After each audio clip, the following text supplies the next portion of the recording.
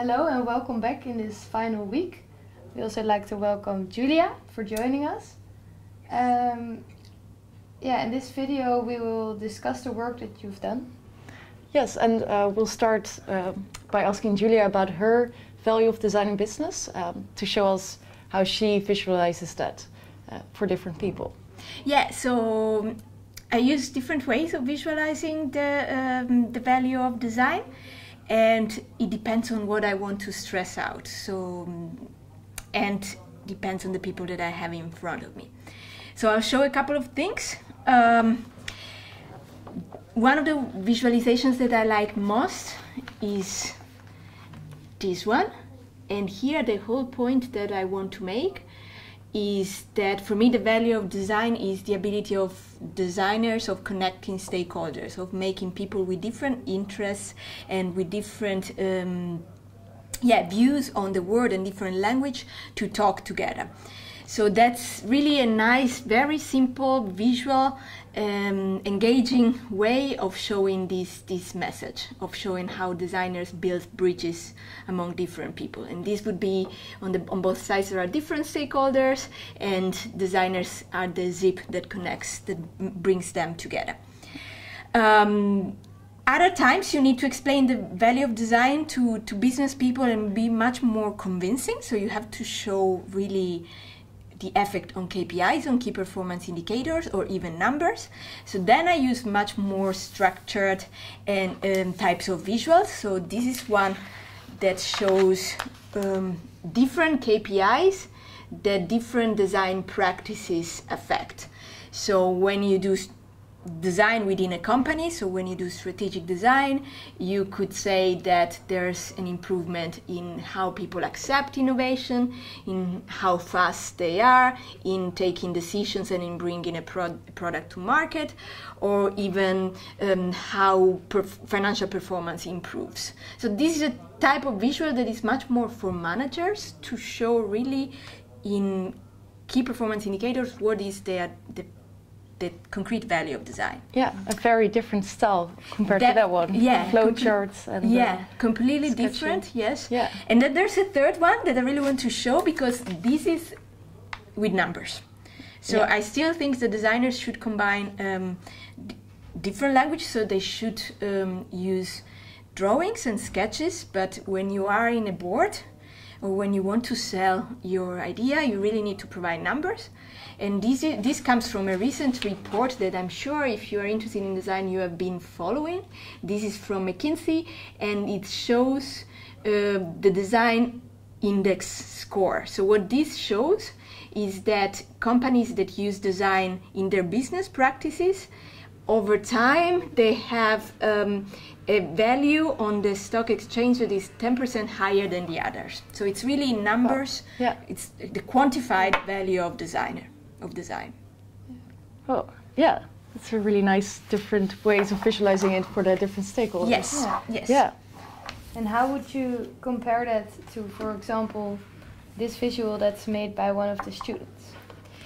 Yeah, I think this one was interesting because it already combined different languages, so text and explicit performance indicators. So in the lower part, the student really tried to quantify the design, the value of design. So this deliverable had that part together with a visual part that explains this more emotional value of design with the users in the center. So I think this is a nice combination of ways of visualizing the value of design.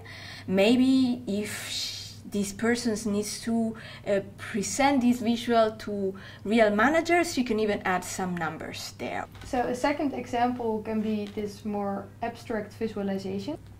This participant shows that the perceived value is really small compared to the potential usefulness of design in business. And I think that is a fair point that some businesses don't yet recognize the potential that design has for themselves. So what do you think about this visualization? Is it actually this big, the potential, compared to the perceived right now? Or is the perceived a little bit bigger already? Do you know first of all, I think this is this style of visualizing is very interesting. So it's abstract, and what it triggers is discussion. So the reason why you ask the questions is exactly that this visual leaves a lot of room for discussion, and that is good when you are in front of stakeholders. So you have such a... The idea of using visuals is also to engage stakeholders in a conversation about certain themes. Yeah. So I think to answer your question of where do I see the level of perception of design, I think at the moment is already a little bit bigger. There's a lot of talk about design thinking. The report that I showed before is the visual from the report is a proof of that, and there's still a potential to grow even further. I think it will not be the entire circle, because there's a lot of great things in business as well. So there's a lot of great processes and way of working in business as well. The interesting thing for design is to find the right complementarities. So what is the size of design within the circle, and what are the other inner circles that design can help to leverage? Ah, okay, yeah. So there are multiple circles. Yeah, exactly, exactly. Yeah. I wouldn't look at that broader circle as that empty, but full of other smaller circles that perhaps design can interact with, and see, for example, what's happening with technology nowadays. There could be there's a lot of value that technology adds to business, and that is where something that design can interact with. Yeah. Okay, interesting. Yeah. And then this is a very different way of visualizing, more drawing style. I think it's very personal to draw like this. Yeah. Do you see this kind of visualization often in businesses? Do they, can they relate to this kind of visualization well? Or do they relate more to the numbers as you... I think the value of this I do see. There's a lot of designers, the visual designers that do this kind of visualizations to explain concepts, ideas in a more engaging way. So that's the value of this kind of visual, to attract the attention emotionally. So a manager can say, oh, this looks great, what is it about? And then I would follow up with a more sort of structure, numerical, less sketchy way of visualizing to explain your idea better. So, for instance, this one would complement very nicely with something, with one of the visualizations that with the numbers or the flow charts. With this one, something like this. Yeah. So this would be a nice combination. Yeah. Nice. One suggestion for this particular one that I noticed, it's difficult to distinct. I guess here the idea is that the designer takes along a lot of people throughout the process, but we cannot really see who is designer and who are the other people. So make maybe a better use of colors or different characters. That would make this even better. Yeah, so that you can see the different stakeholders involved. Exactly. Yeah. For the next challenge, we asked everybody to make a stakeholder map. And we will now discuss 2 of the results that you send in. Yes, and we'll start with this one. That's about the experience of visiting a museum. And as you can see, this participant really used his own visualization style in the stakeholder map. And it's a very vivid style that really makes the words come more to life. So you, for example, this bus, you can really relate to it better, and you have a quicker overview of what stakeholders are represented in the map. And I think this participant explored a lot of different stakeholders. Yeah, it's very complete. Yes, it's a very complete map. The question is always with stakeholder maps where to put your stakeholders. So how do you think that one should select where a stakeholder goes? For example, sometimes maybe the guide is also a direct user, or is it an indirect stakeholder? How does one decide where to place a stakeholder in the map? Yeah, it's a fair question, and it's difficult to give a really precise answer, because how I do it, it really depends on how you define the experience. So if your experience, in this case, the learner was focusing on the experience of visiting a museum.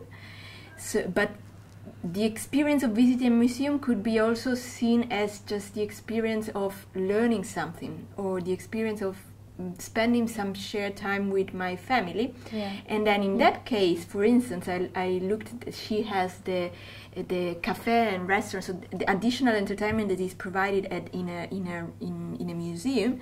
So in that case, these would become direct stakeholders. Yeah. So for me, it really depends on how clearly you define the experience. What is the experience that you want to tackle, and then you decide. But I also think that, another important thought that I wanted to share, this is very nicely done. All the stakeholders are there. What is important for me is not so much to distinguish precisely having the right answer on what is direct or indirect, but also in being aware of which one is more important than another. Yeah. So for instance, for me, between the indirect one, the people in charge of marketing that needs to make people aware about this experience are extremely important. So I would perhaps make them in a certain color, or make them a little bit bigger. Yeah. So I think that's also an important point to bring your attention on. For the next visualization, we like to ask the question, how specific should you define your stakeholders, or should you split them up in groups? Because here, for example, the learner was talking about food court visitors, but these visitors might be people who buy food and take a seat, or don't buy food and take a seat, or not take a seat at all. How would you put that in a stakeholder map? Yeah, I think it's a fair point that you're making, that you need sometimes to make some distinctions within the stakeholders. So, for instance, for the users, I think it's great if you can come up with different typologies, so that you can find different opportunities to come up with ideas. So in general, when you start, also within, for instance, type of companies that are involved in other type of stakeholders map, I would start with mapping, considering differences. So just list them all, and then start thinking for each of them which one could be, do we have differences in this particular one, what are the nuances? Yeah. And then once you have the list, then you can make choices on where to focus on. So maybe then a group of stakeholders, well, I don't really care about their differences because I cannot fulfill all the different interests of everyone, so these I group.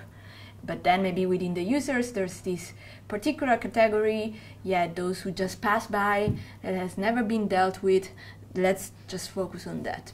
So really, as a design process, start with as many as you can, so broad, and then converge and make groups.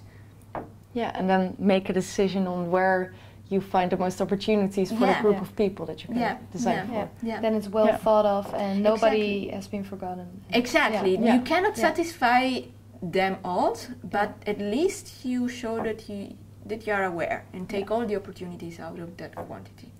Yeah. Okay. Yeah. Thank you. Third challenge that you got in this MOOC was to design your own IDEF 0 diagram, and we will start by discussing this example. The value proposition of this participant is as follows: to provide an energy switching service for customers without the time, ability, or resources to take advantage of the competitive energy market. We think this is a very nice opportunity that you found, and by specifying specifically why the customers now cannot switch their energy company so easily, it becomes more credible and valuable. And what we found interesting about this diagram in particular is that it uses a lot of visualization, the icons, and also the contrast in using different colors and the different styles. It really makes it quick and easy read for the reader and keeps the reader interested. And also the comments that you wrote below are very interesting, since you can really find your design opportunities here. What do you need to take into account for each specific step in the process? Yeah, and that's very different from the example that we have here. Yeah, this one doesn't really use a lot of visualization techniques. The good thing about this one is that it's very broad and detailed, but for a reader it's not that clear to see what's the main part or where you have to focus on. So maybe using colors or making some things bigger could be nice. I totally agree. Yeah. Okay. So for instance, for me, this one is very useful in the early conversations that you are having in this stage of innovation. So we are still thinking about the value proposition, what should be the concept. So something more, more visual, more inspiring can help creating ideas. And can also help the designer pointing the person that he's talking with towards some interesting points to focus on. So it's much more workable. So it's not something that I put on the wall and stays there. It's something that I can use for discussions. Yeah. That one is very good when we enter into the implementation, because then we have to really manufacture a product or deliver a service, then we need details. But for a initial conversation about value proposition is a bit, not scary, but a bit too much. Very detailed. Yes, so it's a good example of maybe earlier in the stage of the design process and later on. Go. Exactly. Both can be good. Exactly. Final challenge was to create a positioning statement. And we will discuss this one. First of all, I'd like to say that the positioning statement made the IDEF0 diagram a lot more clear. We really like that that there are pictures to explain a little bit of what's the idea. But we do have some comments on the positioning statement itself. Yes, because it's a bit too much. It's a bit too long, and at some point you're going into a lot of detail also about the benefits and the use, while positioning statements should focus more on the true value. What are you going to bring to the users? So we tried shortening it down and wrote our own example of positioning statement, and this one goes as follows. The platform ARX offers real-time remote support from any location for customers of equipment and system suppliers that need help with repairs by using augmented reality on any smart device. So, Julia, how do you think that you select your benefits, or what should you look at when you're describing your benefits? So normally, especially because the benefits can be used for the positioning statement as well, I try to reduce to one or two core benefits, and normally I try to combine a more functional benefit with a more emotional one. So in this list there are a lot of interesting functional benefits, but I'm missing the emotional part, which is what a designer normally uses as a starting point for being creative, and it's also what then works very well into certain markets to really provide an emotional benefit that is different from competitors. How do you select the most interesting ones? It's very, it goes with experience a bit, but normally some tips that you could use is look at the competitors, so look at what is better or different than them. If there's really an important innovative component, then perhaps stress that one, both from a technical perspective but also from an emotional perspective. So what does it bring to the user? And then make a story out of them. So combine them into really one core sentence that has both the functional and the emotional one. I also think that there should be a lot of focus on the user. So the benefits you should choose benefits that really benefit the users, not so much other stakeholders. You have to satisfy other stakeholders, but that you do in your back office. When you are working on your Yeah. proposition, the core benefit that I would stress is first the users. So choose the benefits that are more relevant to the users. Yeah. So discuss the supplier's benefits with them when you. Exactly. Have a It's more something that you conversation. use to Yeah. sell them internally. So Yeah. to explain them, to get the approval of the support, the engagement, the commitment of the supplier. So there's a benefit for us. But when you talk to the outside world, so to the users, or many times also to the board of your company, better to focus on the user. So in this case, you would probably say that the benefits down under. Perhaps, yeah. So we really hope you had fun during this MOOC, and thanks again for for being here and giving your comments, Julia. My pleasure.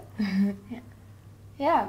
Yeah, and you can always look at the other courses of TU Delft on edX, because there's a lot of interesting ones out there. And we had a great experience looking at all your shared work and to review them. So thank you for that. Yeah. And We've hoped you learned a lot.